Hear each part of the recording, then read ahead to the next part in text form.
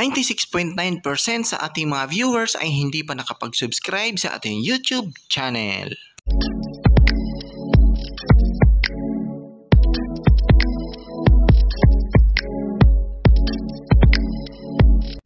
Disclaimer: this channel does not promote or encourage any illegal activities.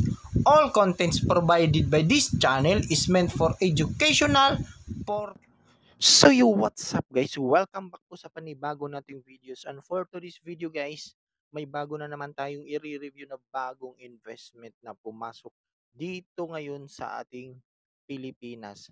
So dito po sa ating lugar guys, is kumakalat na po ang ganitong mga investment platform. So dito is hindi po siya galing sa Pilipinas at hindi lang Pilipinas ang pwedeng mag-join dito. So ito na po ay pang-international na po siya. So dito makikita nyo sa ating pagre-register, yung registration form nila is hindi na po phone number, kundi email address po yung gagamitin. So ibig sabihin, pang-international na po yung ganitong investment platform. So dito is gumawa tayo ng account for honest review lamang guys. So ito po yung platform nila at ito po yung itsura ng kanilang investment scheme. So ang tawag ng kanilang platform ay Meta Max. So diretso tayo guys. So dito ang kanilang pinopromote or kumbaga yung income na nakukuha mo daw ay dito daw po sa commercial advertising. So ito po yung mga nagpo-promote daw ng kanilang mga product or so hindi natin alam guys kung yung mga may-ari nito is talagang nagpapo-promote ba dito sa MetaMax nito. Yung kunyari itong first, itong champion, ayan. Ito, alam ba ng champion na yung video ads nila ay nilalagay dito sa MetaMax? So yun lang po ang hindi natin alam guys kung talagang nagpa-promote ba itong mga big company ito dito sa MetaMax. So mga malalaking company na to ang mga nilalagay dito guys. So sure ba natin na talagang nilalagay yung mga video ads nila dito sa MetaMax? So yun lang po yung tanong natin guys, kung talagang totoo nga ba or hindi. So as of now, ah commercial advertising pa lang po yung meron. So dito sa music, so wala pa pong laman. So maybe next week or next month maglalagay sila ng music dito. So mga sikat na music siguro 'yan ilalagay nila dito. And then yung thriller siguro sa movie to guys. So wala pa pong laman. Maybe next week or next month lalagyan na nila. So dito is meron silang ayan. So yung promotion nila yun naka-USDT po yung kanilang ah, currency dito. So parang may naalala ko dito guys na kamukhang kamukha. So dito meron silang VIP package. So ayan na nga guys yung sinasabi natin. So valid time 90 days. Ayan na naman tayo. 90 USDT open now. So yung 90 USDT mo is valid time for 90 days. So magigain siya ng income for 90 days. So daily earnings mo is 5 times, so 0.6 USDT. So yun po yung viewing income nila. And then yung 300 USDT valid time naman is 90 days. So magigain yung 300 USDT mo in just 90 days. So tutubo yung pera mo. So sa mga ganitong sistema guys is wala po siyang katulad sa mga ibang platform na nagigain ng ilang araw o kaya buwan. So maglalagay ka lang ng pera and then tutubo na siya ng ilang araw. So ganun talaga yung sistema sa mga ganitong investment scheme na ito guys. So dito sa baba hanggang hindi pa po sila tapos hanggang 7-star package. So as of now nasa 4-star package po sila guys. So dito punta tayo sa ating mine. Ayan. So naka USDT nga. gayang-gaya nga nila yung ibang platform na sinalihan natin last 2 years ago. Ayan, so naka-USDT din po ito guys. So malamang itong platform na ito ay kagaya lang din po ito sa mga investment na tumakbo na at ngayon ay wala na. So dito guys, pupunta tayo sa About Us. Ayan. So ito po yung MetaMask was founded by Rocky Mountain Science and Technology Incorporated. So hindi natin alam guys kung talagang legit company nga ba itong MetaMask na ito or talagang gumagawa lamang sila ng kanilang pangalan. So about us and official website. So check natin dito guys. So dito natawa ako sa pag re-review natin guys kasi dito sa About Us nila yung founder and CEO nila si Olivia Jenkins. So hindi ko alam kung ito ba yung founder nila ito. So chinek ko dito sa Google at tingnan nyo kung ano yung na-find out ko guys. Ayan, so tingnan nyo yung lumabas sa Google. Ayan, so 60G and Co. So kinuha lang nila yung profile sa Google guys. Ayan oh. So i-search nyo, i-screenshot nyo din po kung nagsasabi nga ba ako ng totoo or hindi. Ayan, nasa Google lang po yun at change lang po nila ng background. Ayan oh, magkamukha talaga guys. Ayan, yan yung tao na hindi ko alam kung founder o CEO ba nilang tinutukoy diyan. Ay ano, so nasa Google lang po yung mukha and then magkahawig talaga guys, magkamukha. Pinalitan lang ng background. So napakatindi talaga ng AI ngayon guys.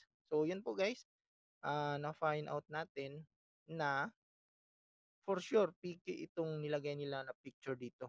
Yung di ko alam kung yan ba si Olivia or si Olubio. Ayan guys So yan po yung MetaMax. Hindi ko alam kung si founder ba yon. So next naman na i-check natin guys is yung ano nila guys yung domain. So tingnan natin kung kailan ito ni-registered at kailan ito magi-expire. Ayan dito. Check natin dito sa domain name expiry checker. So dito natin malalaman kung talagang legit nga ba yung website nila or yung domain nila. So, main website nila is h5.metamax.vip.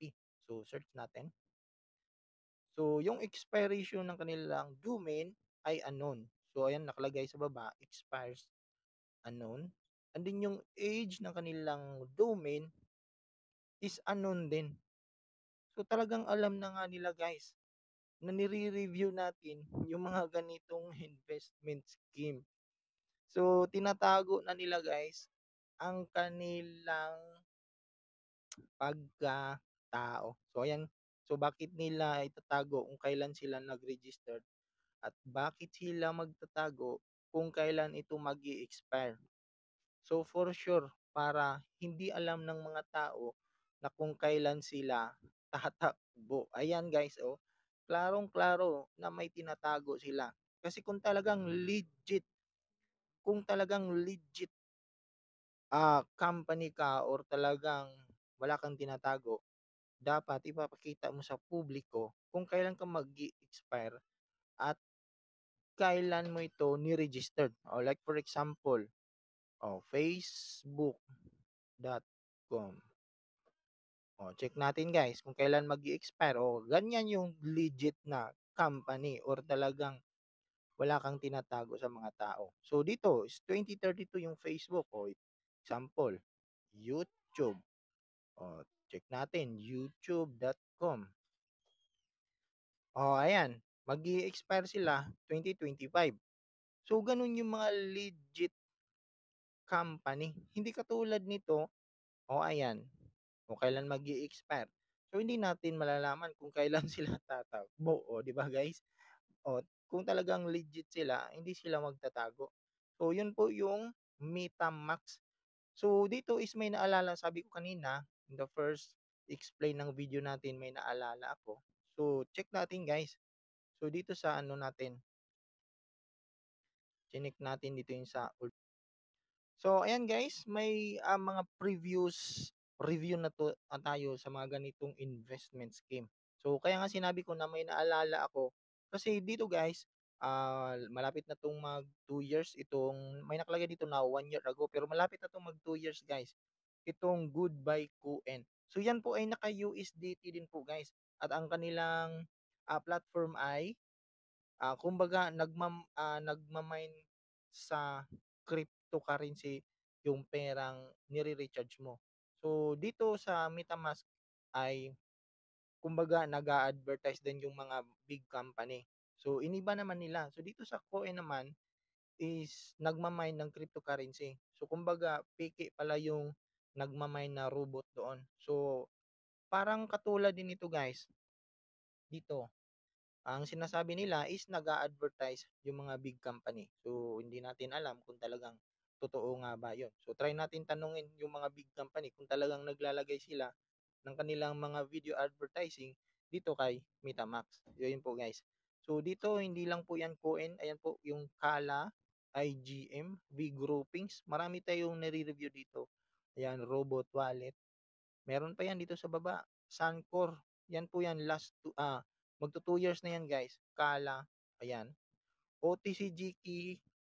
Ayan guys. Marami pang iba na nire-review tayo. Meron pa dito. Rayton Technologies. Smart Twin. Ayan. Marami pa yan. Meron pa Transocean. O 'di ba marami pa yan guys.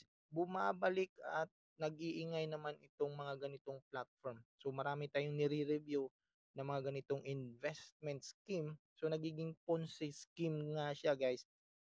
Siguro makakapag-withdraw pa kayo ngayon kasi nga hindi pa sila nagsara. So balang araw pagtatakbo na dito yung ganitong investment. So yung kawawa dito is yung mga bagong papasok. So, ganitong investment talaga iwasan natin guys kasi sa una lang ito masaya. So, hindi mo alam kung kailan ito magsasara. So, kung una kang nakasali dito at nabawi mo na yung capital mo, so good for you. Kasi ang ganitong platform ay too good to be true. So, maglalagay ka lang ng ganyang amount and then ilang araw, biglang tumubo yung pera mo nang walang ginagawa. Kasi for sure, itong commercial advertising na nakalagay hindi alam ito na nilalagay yung kanilang video dito sa MetaMask. So, pwede nyo pong i-try, i-ask kung talagang legit nga bang naglalagay yung mga big company dito sa MetaMask. So, yun lang po guys. So, para sa akin guys is a big scam po itong MetaMask na ito. So, inuuto na naman tayo dito. So, ito ay galing sa Canada at nag-iingay naman dito sa Pilipinas. So for me, it's a big scam itong MetaMask. So mag-ingat po ang lahat. So kung may masasabi kayo patungkol dito sa video, pwede kayong mag-comment and peace.